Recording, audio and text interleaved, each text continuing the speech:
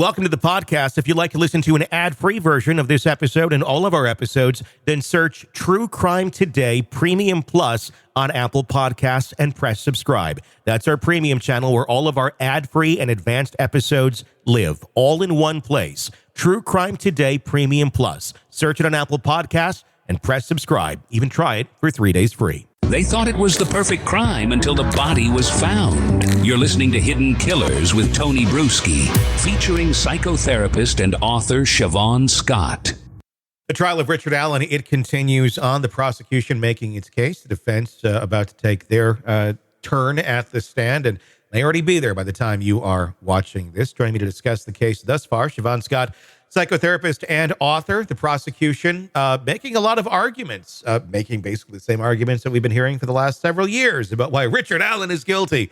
And surprise, they hold up in court about as well as they did in the general public. Not at all, because they don't lead anywhere to Richard Allen, which is kind of an important thing when you're trying a murder case against someone. You want some evidence to kind of line up with the person you're saying did it. What's your thoughts so far on this whole thing? We've heard so many different arguments being made, and we've now heard about the interrogation of Richard Allen. And we haven't seen it, but we've had many people who are there reporting on it, basically bringing us back the transcript as best as could be, written down on a notepad for us to review. And it really wasn't, I don't know. I mean, as a psychotherapist, was there anything alarming in there? Did it seem like that of a transcript or answers of someone who just went and killed some kids, or someone who's like, why am I on your radar? Yeah. You know, it's just an awful case. And it's one that, we keep wanting there to be some kind of proof, something that's, really going to tip the scales one way or the other here. And at this point, the only thing we've got really that I've heard is the ballistics. Yeah. And we know we're going to have competing experts on that, as we always do with these things.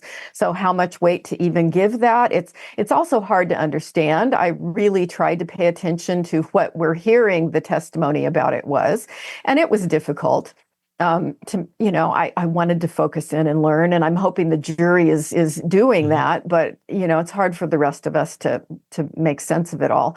And as far as the interrogation, it sounded like the Reid technique, which it was. The cops come in and they say, we know you did it. We've got all this proof. And they're lying and they're making it up. And they're hoping that they can get the person to confess, and they come down really hard on them. And then they flip back and forth with, being nice. Do you need any water? All that sort of thing. I don't like the Reid technique. I mean, I realize that there are times they've caught bad people with it who have then confessed, but I think you can also get false confessions that way. And with everything that has happened with his mental health problems, it leaves me very uneasy. It's been criticized over the years, and it's not used in a lot of higher up type interrogations because it doesn't produce results. Yeah. Somehow on the lower end of the scale on local police work, it seems to be one they like to use. Why? Yeah. Because I guess it checks a box, I guess would be the correct answer. If they're wanting to get that box checked, if they're wanting to put a name in the blank of this is our suspect, use the Reid technique. You'll get somebody. Doesn't mean it's the right person. Yeah. But you can look it up. I mean, the psychological coercion is a big part of it. It involves just psychological pressure. Isolate the suspect. Confront them with the alleged evidence suggesting cooperation will lead to that leniency. And it creates a really stressful environment, especially for someone who didn't do anything. I mean, if someone came to you accusing you of something and they're making all these things, you're going to get weird. You're going to act off. That's just how anyone would be, guilty or innocent. If you get accused of something, you're not going to necessarily get a great reaction. It gets a lot of false confessions. It shows that the prolonged interrogation stuff that we see used by police departments quite often, especially in individuals who are young or mentally vulnerable, which Richard Allen very might have been. You get those confessions out of him. Obviously, he did not confess in that interrogation. He basically called them out and said, it looks like you're looking for a fall guy here. He knew exactly what they were doing. Shortly thereafter, he gets arrested. They don't have the material they need in this guy. So, hey, let's put him in solitary confinement for a year. We don't know he's the guy, but let's torture him. then he'll probably say something, which he did. He then said, I'm the killer, in weird ways, which we still have yet to hear any audio of any of those 60 infamous confessions. If they're so solid, if they're so evidentiary to his guilt, don't you think we would have heard them by now in court? I would have hoped so. And it's very interesting that the timing of these confessions coincided with the mental health deterioration. And we know if people are psychotic, they will confess to all sorts of things they didn't do. We have plenty of evidence of that. And I understand that he did have frequent contact with some kind of mental health professional. And those are the records I'm really interested in. You know, what did he say to the mental health professional?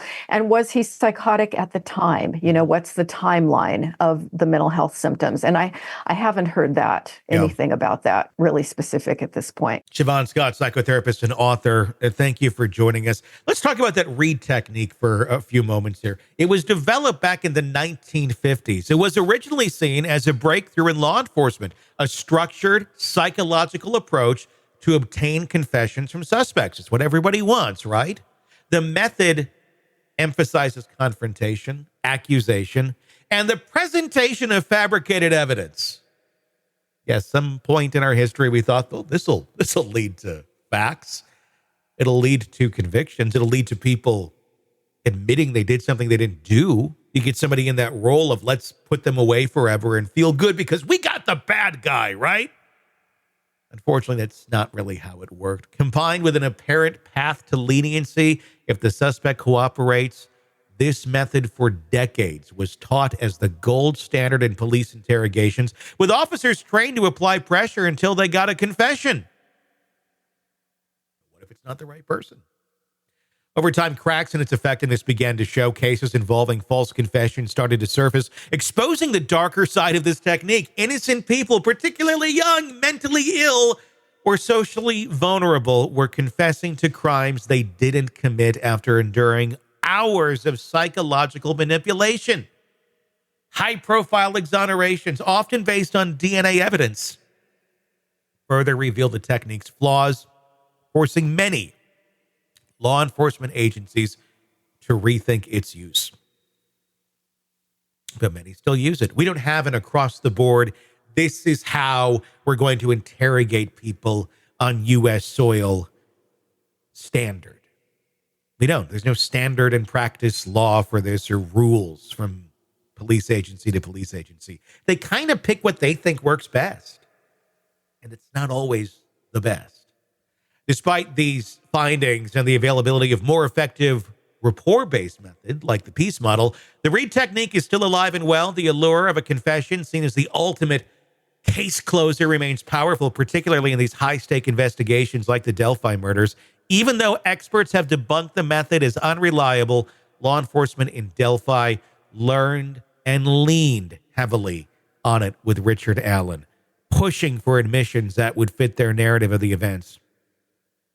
The ongoing use of this outdated technique raises a lot of unsettling questions about the justice system's priorities. When the focus shifts from finding the truths, just securing a conviction, getting the guy you got in front of you because everybody else led nowhere. You're the last one on our list. It's got to be you, right? Innocent people getting caught in the crosshairs. It's a sobering reminder of how tradition, even when flawed, can endure in the face of overwhelming evidence to the contrary. As the Delphi case continues to move forward, it underscores the damages of relying on coercive methods to build a case and forces us to ask, how many more confessions are we willing to accept without questioning the process?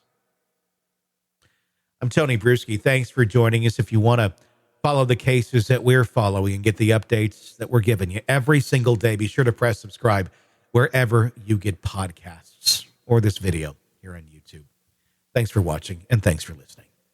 Welcome to the podcast. If you'd like to listen to an ad-free version of this episode and all of our episodes, then search True Crime Today Premium Plus on Apple Podcasts and press subscribe. That's our premium channel where all of our ad-free and advanced episodes live, all in one place. True Crime Today Premium Plus. Search it on Apple Podcasts, and press subscribe. Even try it for 3 days free.